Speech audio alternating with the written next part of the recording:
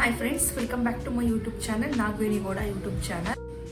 Welcome back to my YouTube channel. So Gowri Kalyana ನಾಳಿನ ಸಂಚಿಕೆಯಂತಹ twisting ಎಪಿಸೋಡ್ಗಳನ್ನ ಈ ಒಂದು ಸಂಚಿಕೆಯಲ್ಲಿ ನಾನು ತಿಳಿಸ್ಕೊಡ್ತೀನಿ. ಸೊ ಅದಕ್ಕೂ ಮುಂಚೆ ಯಾರಾದ್ರೂ ನಮ್ಮ ಚಾನಲ್ ಇನ್ನು ಸಬ್ಸ್ಕ್ರೈಬ್ ಆಗಿಲ್ಲ ದಯವಿಟ್ಟು ಸಬ್ಸ್ಕ್ರೈಬ್ ಆಗಿ ವಿಡಿಯೋನ ನೋಡಿ. Hi friends, so Gowri Kalyana ನಾಳಿನ ಟ್ವಿಸ್ಟಿಂಗ್ ಎಪಿಸೋಡ್ ಏನಿಲ್ಲ ಅಂತ ನೋಡ್ಕೊಂಬರೋಣ ಬನ್ನಿ. ಮೊದಲನೇದಾಗಿ ಈ ಕಡೆ ಗೌರಿ ಹೇಗಾದ್ರೂ ಮಾಡಿ ತನ್ನ ತವ್ರ ಮನೆನ ಉಳಿಸ್ಕೋತಾಳ. ವಿವೇಕ್ಗೆ ಗೊತ್ತಾಗಿರುವಂತಹ ತನ್ನ ತವ್ರ ಮನೆ ಹಡ ಇಟ್ಟಿರೋ ವಿಚಾರನ ಅವನ ಹತ್ರನೂ ಕೂಡ ಬಾಯಿ ಬಿಡುತ್ತೆ. ಅವನ ಕಂಪ್ನಿಗೆ ಡಿಸೈನ್ ಮಾಡಿ ಅಲ್ಲಿ ಡಿಸೈನ್ನ ಕೊಟ್ಟು ದುಡ್ಡನ್ನ ಈಸ್ಕೊಂಡು ಆ 1 ಲಕ್ಷ ರೂಪಾಯಿನ ತನ್ನ ತವ್ರ ಮನೆಗೆ ಕೊಟ್ಟು ಬಡ್ಡಿನ ಕಟ್ಟಿ ತನ್ನ ತವ್ರ ಮನೆನ ಉಳಿಸ್ಕೋತಾಳ ಗೌರಿ. ಗೌರಿ ಮನಸ್ಸಲ್ಲಿ ಪರಿಸ್ಥಿತಿನ ಅರ್ಥ ಮಾಡ್ಕೊಂಡಂತಹ ವಿವೇಕ್ ಅವಳ ಮನಸ್ಸಲ್ಲಿರುವಂತಹ ಸ್ವಾಭಿಮಾನನ ಮೆಚ್ಚಿ ಅವಳ ಸ್ವಾಭಿಮಾನಕ್ಕೆ ಧಕ್ಕೆ ಬರ್ದಿರೋ ಹಾಗೆ ಆ ಮನೆನ ಉಳಿಸ್ಕೊಳೋದಿಕ್ಕೆ ಸಹಾಯ ಮಾಡ್ತಾನ. ಕಷ್ಟದಲ್ಲಿರುವಂತಹ ತಂದೆ ತಾಯಿಗೆ 1 ಲಕ್ಷ ಬಡ್ಡಿ ದುಡ್ಡನ್ನ ಕೊಟ್ಟು ಮನೆ ಬಿಡಿಸ್ಕೊಳೋದಾಗಿ ಈ ಕಡೆ ಗೌರಿ ತನ್ನ ಅಪ್ಪ ಅಮ್ಮನಿಗೆ ಆತ್ಮವಿಶ್ವಾಸನ ತುಂಬಿ ನಂಬಿಕೆನ ನೀಡಿ ಒಂದು ಮಾತನ್ನ ಕೊಟ್ಟು ಉಳಿಸ್ಕೋತಾಳ. ಇಷ್ಟೆಲ್ಲ ಟ್ವಿಸ್ಟಿಂಗ್ ಇರುವಂತಹ ಎಪಿಸೋಡ್ ನಾಳೆಯ ಸಂಚಿಕೆ ಆಗಿರುತ್ತೆ. ಸೊ ಆ ಒಂದು ಸಂಚಿಕೆಯ ಹೈಲೈಟ್ಸ್ ಏನೆಲ್ಲ ಇದೆ ಅನ್ನೋದನ್ನ ಈ ಒಂದು ವಿಡಿಯೋದಲ್ಲಿ ನಾನು ತಿಳಿಸ್ಕೊಡ್ತೀನಿ.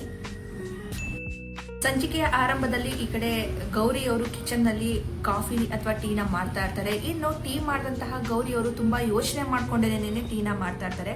ಆ ಒಂದು ಸಂದರ್ಭ ಕರೆಕ್ಟ್ ಆಗಿ ಅಲ್ಲಿಗೆ ಅವ್ರ ಅತ್ತೆ ಆದಂತಹ ಆಶಾ ಅವರು ಬಂದ್ಬಿಟ್ಟು ಗೌರಿ ಮುಖ ನೋಡಿ, ಯಾಕಮ್ಮ ಗೌರಿ ತುಂಬಾ ಡಲ್ ಆಗಿದ್ಯಾ, ವಿವೇಕ್ ಅತ್ತೆ ನಂದು ಜಗಳ ಮಾಡ್ಕೊಂಡ ಅಂತ ಕೇಳ್ತಾರೆ. ಇನ್ನು ಗೌರಿ ಇಲ್ಲ ಅತ್ತೆ ಹಾಗೇನಿಲ್ಲ ಅಂತ ಹೇಳ್ಬಿಟ್ಟು ಹೇಳ್ತಾರೆ. ಅವರೆಲ್ಲರೂ ಕೂಡ ಹಾಲ್ನಲ್ಲಿ ಕೂತಿದ್ದಾರೆ.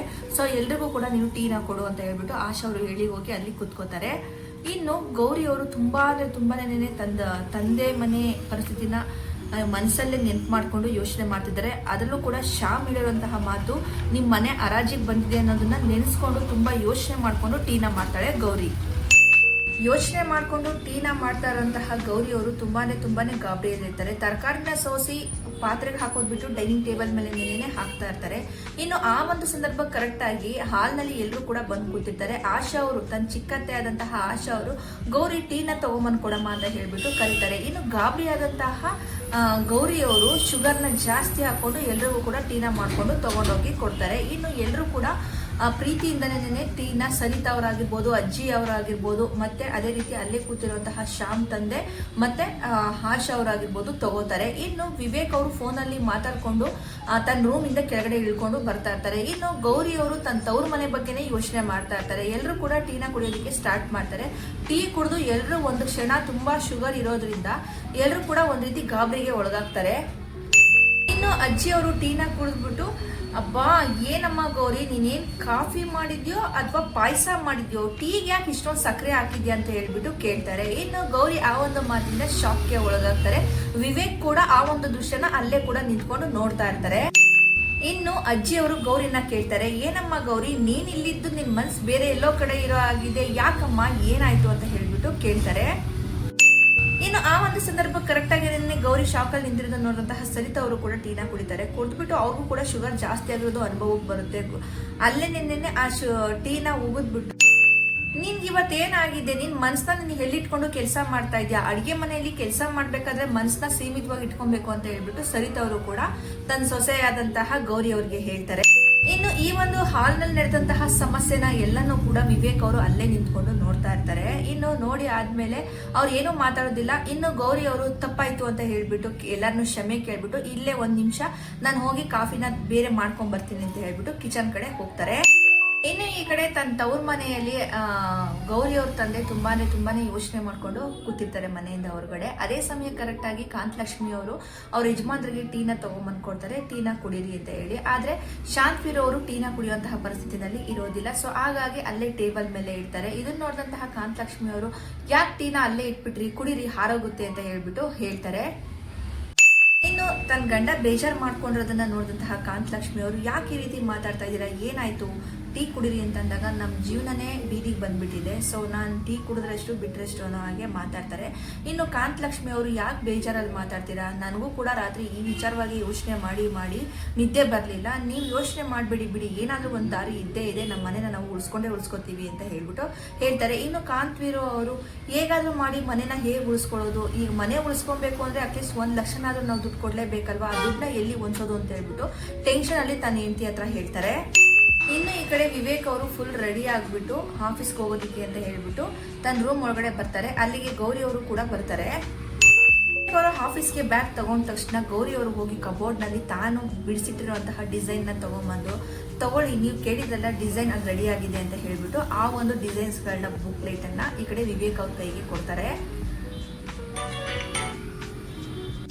ಇನ್ನು ಆ ಒಂದು ಡಿಸೈನ್ಸ್ ನ ನೋಡಿದಂತಹ ವಿವೇಕ್ ಅವರು ಗೌರಿ ಮುಂದೆ ಬಂದು ನಿಂತ್ಕೊಂಡ್ಬಿಟ್ಟು ಪರವಾಗಿಲ್ಲ, ತುಂಬಾ ಚೆನ್ನಾಗಿ ಮಾಡಿದ್ಯಾ, ಎಕ್ಸಲೆಂಟ್ ಡಿಸೈನ್ಸ್, ನೈಸ್ ಅಂತ ಹೇಳ್ತಾರೆ.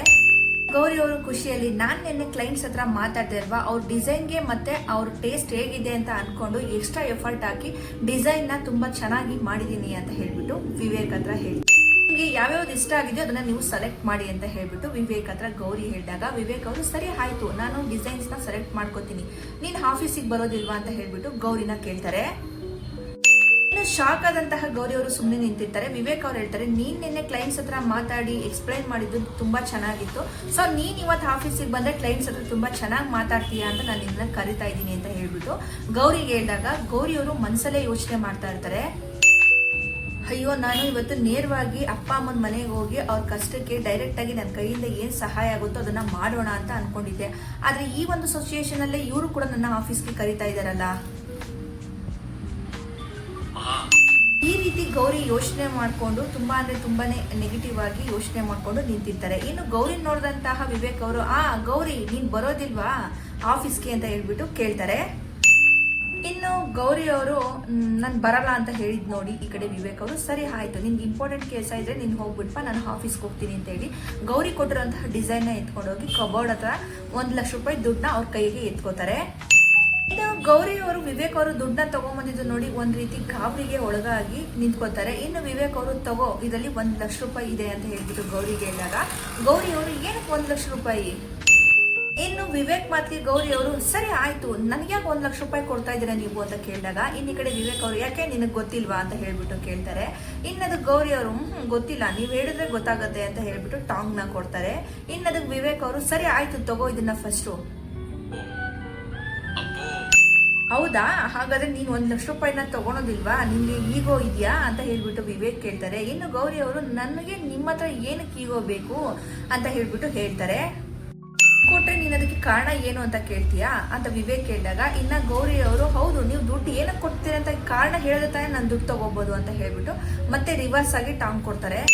ಇನ್ನು ಗೌರಿ ಮತ್ತೆ ವಿವೇಕ್ ಅವ್ರ ಕೋಳಿ ಜಗಳದಲ್ಲಿ ದುಡ್ಡು ಒಂದು ಸ್ವಲ್ಪ ಮಾತುಕತೆ ನಡೆಯುತ್ತೆ. ಆಮೇಲೆ ವಿವೇಕ್ ಹೇಳ್ತಾರೆ, ನಿನ್ಗೆ ಈ ದುಡ್ಡು ಬೇಡ ಅಂತಾನೆ ನನ್ಗೂ ಕೂಡ ಈ ಡಿಸೈನ್ ಬೇಡ ಅಂತ ಹೇಳ್ಬಿಟ್ಟು ಅಲ್ಲೇ ಇರೋಂತಹ ಬೆಡ್ ಮೇಲೆ ಡಿಸೈನ್ ನ ಇಡ್ತಾರೆ. ಇನ್ನ ಡಿಸೈನ್ ಇಟ್ಟಿದ್ದನ್ನ ನೋಡಿ ಈ ಕಡೆ ಗೌರಿ ಅವರು ಯಾಕೆ ಡಿಸೈನ್ ನ ಇಟ್ಬಿಟ್ರಿ ಅಂತ ಕೇಳ್ತಾರೆ. ಇನ್ನು ಅದಕ್ಕೆ ನಾನ್ ಕೊಡೋ ದುಡ್ಡು ನಿನಗೆ ಬೇಡ ಅಂತ ಅಂದ್ಮೇಲೆ ನೀನ್ ಮಾಡ್ಕೊಟ್ಟಿರೋ ಡಿಸೈನ್ ಕೂಡ ನನಗೆ ಬೇಡ ಅಂತ ವಿವೇಕ್ ಕಡ್ಡಿ ಮುರಿದಾಗೆ ಹೇಳ್ತಾರೆ. ಇನ್ನು ಗೌರಿ ಅವರು ವಿವೇಕ್ ಮಾತನ್ನ ಯೋಚನೆ ಮಾಡ್ಬಿಟ್ಟು ಸರಿ ಆಯ್ತು ಕೊಡಿ ಅಂತ ಹೇಳ್ಬಿಟ್ಟು ದುಡ್ಡನ್ನ ಕೇಳ್ತಾರೆ. ಆದ್ರೆ ವಿವೇಕ್ ಅವರು ಡಿಸೈನ್ ನ ಕೊಡ್ತಾರೆ. ಇನ್ನ ಗೌರಿ ಅವರು ನಾನು ಕೇಳಿದ್ದು ಡಿಸೈನ್ ಅನ್ನ ದುಡ್ಡು ಕೊಡಿ ಅಂತ ಹೇಳ್ಬಿಟ್ಟು ಆ ದುಡ್ಡನ್ನ ಗೌರಿ ಅವರು ಈಸ್ಕೋತಾರೆ 1 ಲಕ್ಷ ರೂಪಾಯಿನ.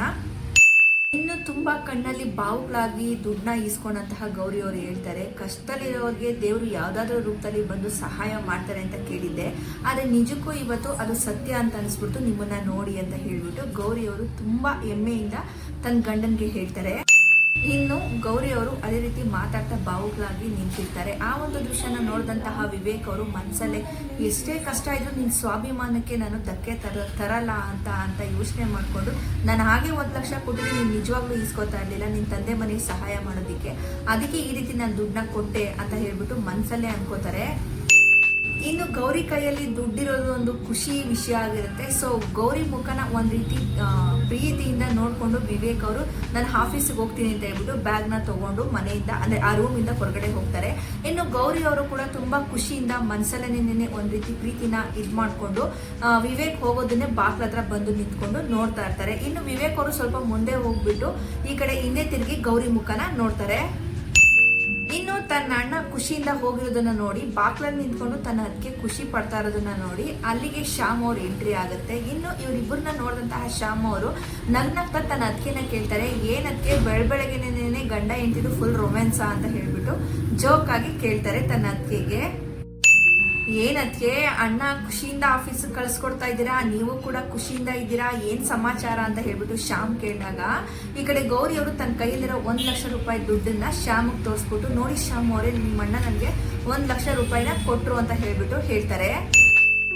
ಇನ್ನು ಶ್ಯಾಮ್ ಅವರು ಏನಕ್ಕೆ ಅಣ್ಣ ನಿಮ್ ಕಷ್ಟಕ್ಕೆ 1 ಲಕ್ಷ ರೂಪಾಯಿನ ಕೊಟ್ಬಿಟ್ಟ ಅಂತ ಕೇಳಿದಾಗ ಇನ್ನು ಈ ಕಡೆ ಗೌರಿ ಅವ್ರು ಹೇಳ್ತಾರೆ, ನಿಮ್ಮ ಅಣ್ಣ ಸುಮ್ಮನೆ 1 ಲಕ್ಷ ರೂಪಾಯಿ ದುಡ್ಡನ್ನ ನನಗೆ ಕೊಟ್ಟಿಲ್ಲ ಶ್ಯಾಮ್ ಅವರೇ, ನೆನ್ನೆ ನಾನು ಆಫೀಸ್ಗೆ ಹೋಗಿದ್ದೆ ಅಲ್ವಾ, ಕ್ಲೈಂಟ್ಸ್ ಕೇಳೋ ರೀತಿ ನಾನು ಡಿಸೈನ್ ನ ಮಾಡ್ಕೊಟ್ಟೆ, ಆ ಡಿಸೈನ್ಗೆ ನನಗೆ ನಿಮ್ಮಣ್ಣ 1 ಲಕ್ಷ ರೂಪಾಯಿ ದುಡ್ಡನ್ನ ಕೊಟ್ರು ಅಂತ ಹೇಳ್ಬಿಟ್ಟು ಶ್ಯಾಮ್ ಅವರೊಂದಿಗೆ ಈ ಕಡೆ ಗೌರಿ ಅವ್ರು ಹೇಳ್ತಾರೆ.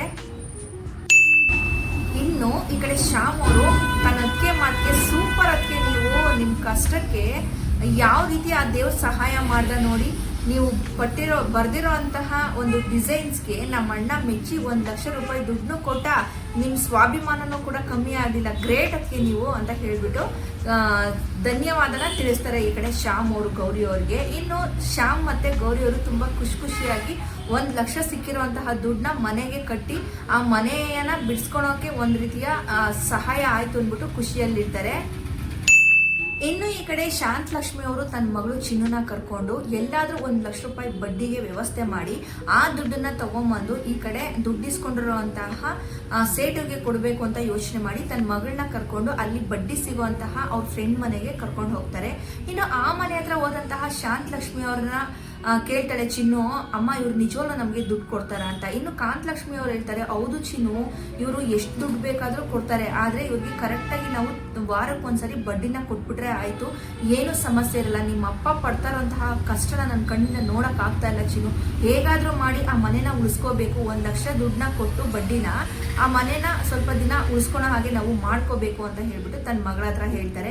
ಇನ್ನ ಆ ಚಿನ್ನು ಹೇಳ್ತಾರೆ, ಸರಿ ಆಯ್ತಮ್ಮ ಹೇಗಾದ್ರೂ ಮಾಡಿ 1 ಲಕ್ಷನ ಈಸ್ಕೊಳ್ಳೋಣ ಅಂತ ಹೇಳ್ಬಿಟ್ಟು ತನ್ನ ತಾಯಿಗೆ ಹೇಳ್ತಾರೆ. ಇನ್ನು ಆ ಮನೆಯವ್ರನ್ನ ಕರೆದಾಗ ಆ ಮನೆಯವ್ರು ಬಂದು ಕಾಂತಲಕ್ಷ್ಮಿ ಅವ್ರನ್ನ ಚೆನ್ನಾಗೆ ಮಾತಾಡ್ಸ್ತಾರೆ. ಏನ್ ಕಾಂತಲಕ್ಷ್ಮಿ ಈ ಕಡೆ ಬಂದ್ಬಿಟ್ಟಿದ್ಯಾ, ಏನ್ ಸಮಾಚಾರ ಅಂದಾಗ ಕಾಂತಲಕ್ಷ್ಮಿ ಅವರು ನಾನು ನಿನ್ನೆ ನೋಡೋದಿಕ್ಕೆ ಅಂತ ಹೇಳ್ಬಿಟ್ಟು ಬಂದೆ ಅಂತ ಹೇಳ್ಬಿಟ್ಟು ಹೇಳ್ತಾರೆ. ನನ್ನ ನೋಡೋದಿಕ್ ಬಂದ, ಏನಕ್ಕೆ ನನ್ನ ನೋಡೋದಿಕ್ ಬಂದೆ, ಏನ್ ಸಮಾಚಾರ ಅಂತ ಕೇಳಿದಾಗ ಈ ಕಡೆ ಕಾಂತಲಕ್ಷ್ಮಿ ಅವರು ನನಗೆ 1 ಲಕ್ಷ ರೂಪಾಯಿ ದುಡ್ಡಿದ್ರೆ ಕೊಡ್ತೀಯ ನೀನು ಅಂತ ಕೇಳಿದಾಗ ಅವ್ರು ಹೇಳ್ತಾರೆ, 1 ಲಕ್ಷನ ಈಗ ಸದ್ಯಕ್ಕೆ ಇಲ್ವಲ್ಲ ನನ್ನ ಹತ್ರ, ಏನ್ ಮಾಡೋದು ಅಂತ ಕೇಳಿದಾಗ ಇನ್ನು ಈ ಕಡೆ ಕಾಂತಲಕ್ಷ್ಮಿ ಹೇಳ್ತಾರೆ, ನೀವೇನು ಬಡ್ಡಿ ಯೋಚನೆ ಮಾಡಬೇಡಿ, ವಾರಕ್ಕೆ ಕರೆಕ್ಟಾಗಿ ವಾರಕ್ಕೊಂದ್ಸತಿ ನಾವು 1 ಲಕ್ಷ ರೂಪಾಯಿಗೆ ಬಡ್ಡಿನ ತಗೊಂಡ್ಬಂದು ಕೊಟ್ಬಿಡ್ತೀವಿ.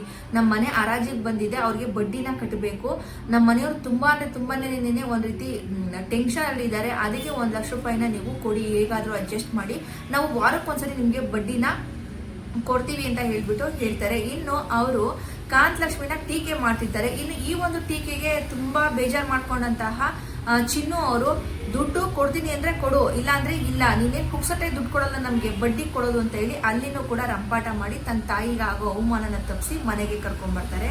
ಸೊ ಈ ಒಂದು ನಾಳಿನ ಸಂಚಿಕೆ ಟ್ವಿಸ್ಟಿಂಗ್ ಹೈಲೈಟ್ಸ್ ಇಷ್ಟಿದೆ. ಇದೇ ರೀತಿಯ ಟ್ವಿಸ್ಟಿಂಗ್ ಹೈಲೈಟ್ಸ್ ನೀವು ತಿಳ್ಕೊಬೇಕು ಅಂದ್ರೆ ನಮ್ಮ ಒಂದು ಚಾನಲ್ನ ನೋಡೋದನ್ನ ಮಾತ್ರ ಮರಿಬೇಡಿ. So thank you for watching my YouTube channel.